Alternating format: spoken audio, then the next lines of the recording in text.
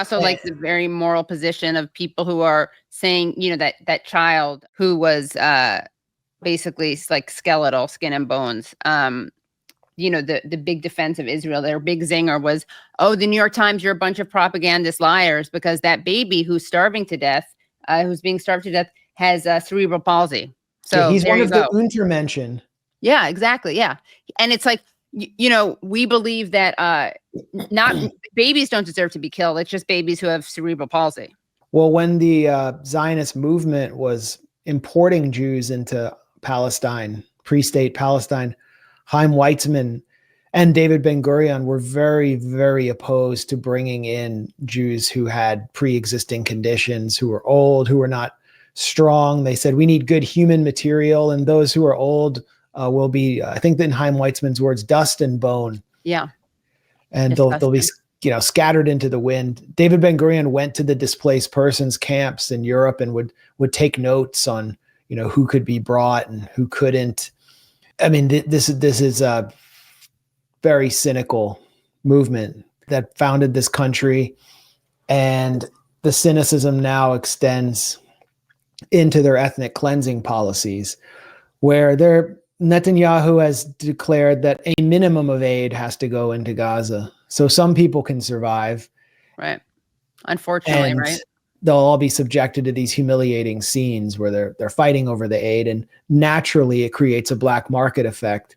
So all the families depending on aid, because there's no economy, because the whole UNRWA system was blown up and there's no economy in the entire Gaza Strip, all those families, if they have a sick child, they're just going to have to sacrifice that kid under these circumstances. And that was Mohammed Zakaria al-Mutawik, who we interviewed at the Gray Zone through our stringer in Gaza, Mohammed al-Saifi, just to kind of show how Israel's propaganda brigades, how twisted they were by trying to portray this child as expendable, or his parents as somehow irresponsible. Let's hear what the mother has to say about their situation. His father was killed by Israel, first of all, the main breadwinner in the family. They killed him. He was out looking for food, and they killed him in, I believe, a drone strike. So why isn't that mentioned in the New York Times clarification? My final thought is it's not going to end for a while. I mean, we're in some kind of permanent, we're watching a genocide take place that is going to continue for months and months, if not possibly years. Anything to look forward to in terms of like Israel actually not coming out on top? Well, it's existential for them. Right. And while under Trump, especially before the midterms, they're going to get away with whatever they want. They're racing towards concentration camps in Gaza. That's where this is all going. They're trying to push the population out of the main population centers where they're free range, and there are resistance factions there, and put them into literal concentration camps. This has been announced by Israel Katz, the Israeli defense minister. We're going to see things that we never expected to see in our lives. And it's going to permanently alter the way that even the Western political establishment sees and treats Israel. And I think the relationship will become untenable. This is happening much faster than I expected, but at a human toll that's so much higher than is psychologically bearable. And we're in a psychological war.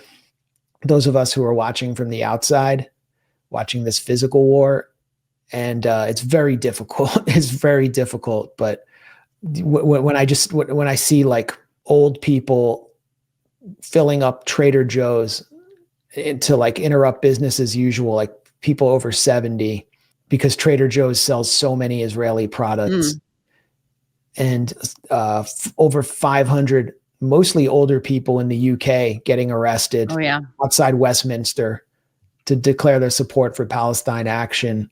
When I see people hounding Israeli soldiers wherever they go, the amount of activity when I was just in New York a couple weeks ago, I came out of Penn Station and immediately saw a very large march charging up 6th Ave, and it was filled with much more workaday people who didn't Right. seem to be typical activists and expected. I mean, I actually engaged and talked to some of them, and they were like, they were not the professional activist class, Right. I should say. Right.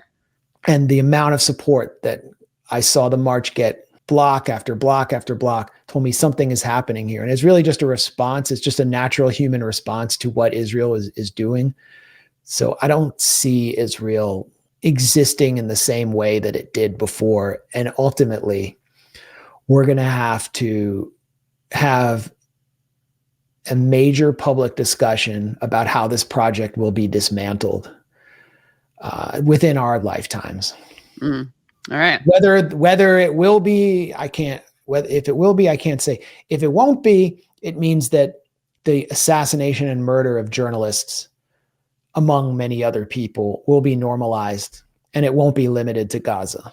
Max, thank you so much for coming on. And I'm going to show, after you go, I'm just going to show a graph showing that, not to debunk Shabbos, but I just do want to show people how the death toll of children in Gaza is, of course, here. Let's show it. So here it is, by the way, proportion of civilian deaths who were children. And it is much higher in Gaza than it is in Syria or Iraq. And it is also higher than Korean War, and that's just a plausible estimate because we don't have all the numbers, Vietnam War, and Mosul. So Shabbos, you're wrong, but the more important thing is that this is a genocide, and you can try to spin the facts all you want, but you can't cover it up because not only is it being live streamed, but these sick fucks are live streaming things like wearing the lingerie of the women they ethnically cleanse, standing in front of, the ashes and remnants of mosques and universities, riding the bicycles of kids they've probably killed, or at least ethnically cleansed. So you can do all the PR you want in the world, and you just can't cover up the crimes. Everybody hates them now. Like, it's because of everybody I anti-Semitism. know, like including lots of Jews who never even like wanted to talk about this before, Right. hate them so much. Yeah. So freaking disgusting. It's so disgusting. Yeah. So yeah. On to the next. Are you covering something not related to Jews next? Well, it's not Jew. I mean, Israel happens to be Jews, but it's not like I don't do, I'm next I'm doing, we're doing a reading of Philip Roth. Next show is just going to be me reading Olive Portnoy's complaint. Yeah. Yeah. That would be actually really fun. Yeah. No, we'll do, some non-Jew stuff. Yeah. All right. I'm going to go read some Isaac Bashevis Singer now. And thank you. Great. I'm going to read some Isaac Chotiner.